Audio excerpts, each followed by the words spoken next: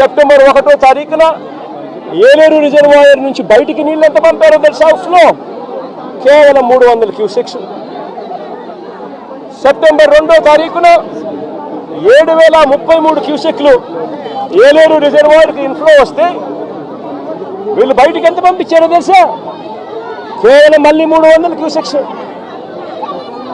September 3వ తారీఖున మళ్ళీ ఏలేరు రిజర్వాయర్కి ఇన్ఫ్లో 4991 క్యూసెక్లు వస్తే వీళ్ళు బయటకు పంపించింది అంతే తెలుసా? కేవలం మళ్ళీ 300 క్యూసెక్లు మాత్రమే. సెప్టెంబర్ 4వ తారీఖున 5045 క్యూసెక్లు వస్తే వీళ్ళు బయటకు పంపించింది కేవలం 300 క్యూసెక్లు.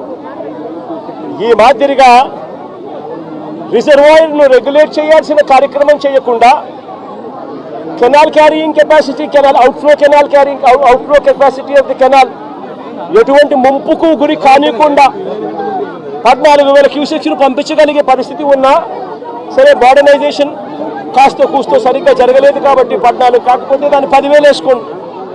కనీసం 10,000 క్యూసెక్లైనా కనీసం ఎటువంటి ముంపుకు కూడా గురి కాకుండా పంపించే పరిస్థితి ఉన్నా కూడా వీళ్ళు ఏం చేశారు?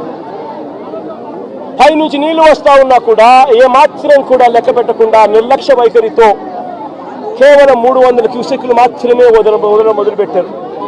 ఇలా వదిలిపెడుతూ ఏకంగా 9వ తారీఖు వచ్చేసరికి రిజర్వాయర్లలో స్టోరేజ్ కెపాసిటీ పూర్తిగా నిండిపోయింది. స్టోరేజ్ కెపాసిటీ పూర్తిగా నింపేశారు.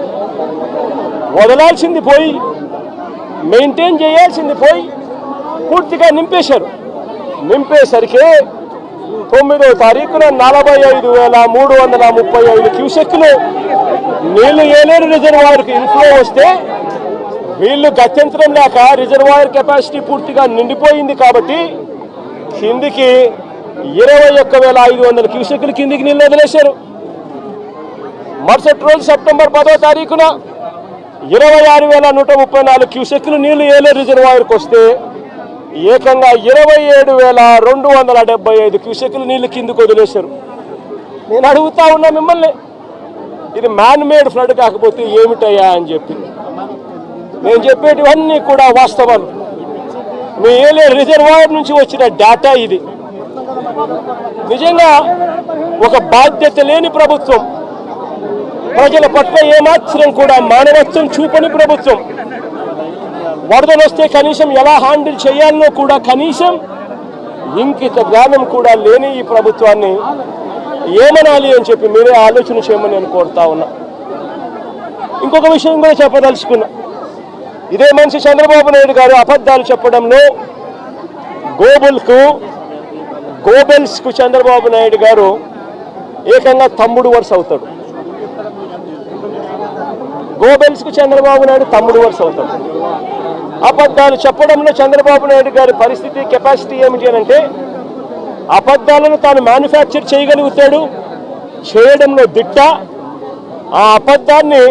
ఆ మ్యానుఫ్యాక్చర్ చేసిన అబద్ధాన్ని అమ్మగలిగిన కెపాసిటీ కూడా ఎవరికైనా ఉంది ఈ ప్రపంచంలో అని అంటే అది ఒక్క చంద్రబాబుకు మాత్రమే ఉంది. ఆ చంద్రబాబుకు వంతపాడే ఆ ఈనాడు, ఆ ఆంధ్రజ్యోతి, ఆ TV5 వీళ్ళకు మాత్రమే అటువంటి దుర్మార్గమైన కెపాసిటీస్ ఉన్నాయి.